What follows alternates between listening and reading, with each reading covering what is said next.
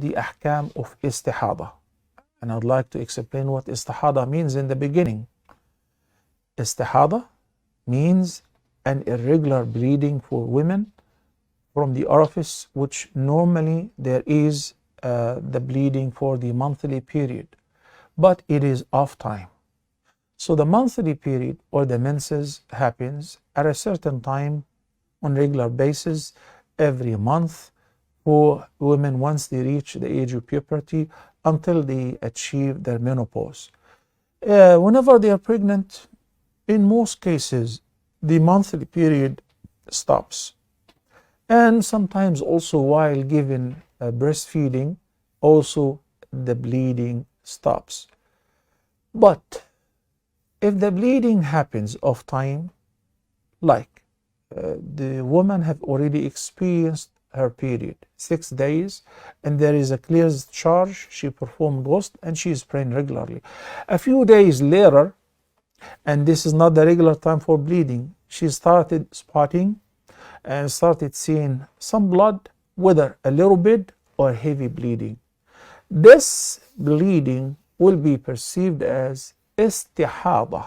Istihadah is bleeding. In a sense, it comes from the same orifice, but it is not haid. It is not the monthly period. The monthly period or the menses, it's ahkam, it's najis to the extent that a woman who is having her monthly menses should not pray the physical prayers, nor fast, nor perform tawaf, nor have an intimate relationship in the orifice.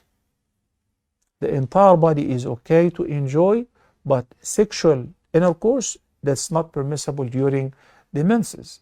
وَيَسْأَلُونَكَ عَنِ الْمَحِيضِ قُلْ هُوَ أَذًى فَاعْتَزِلُوا النِّسَاءَ فِي الْمَحِيضِ وَلَا تَقْرَبُوهُنَّ حَتَّى يَطْهُرْنَ فإذا تطهرن فأتوهن من حيث أمركم الله إن الله يحب التوابين ويحب المتطهرين. Second chapter of the Quran tells us about during the menses, the men are not allowed to have the complete sexual relation, sexual intercourse with their women or the women during the menses, because this is harmful. This bleeding is harmful. So you should avoid this orifice during the period. But you can enjoy the rest of the body. And a woman also is in a state of purity. In a sense, it's okay to touch, hug, and kiss, and cook for the family, cuddle, sleep on the same bed, like the Prophet ﷺ used to do with his wives. Unlike what was commonly understood in the mind of particularly Ahlul Kitab, specifically the Jews. Then al-istihadah does not forbid any of the previous.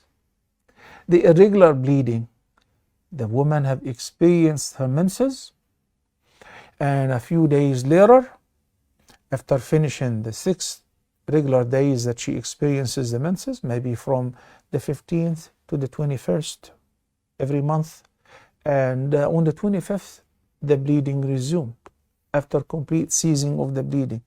So this bleeding could be a side effect of a medication or a heavy exercise or a psychological pressure or a psychiatric pressure or being upset or being too happy or doing extra work. Could be for any other reason other than the monthly period.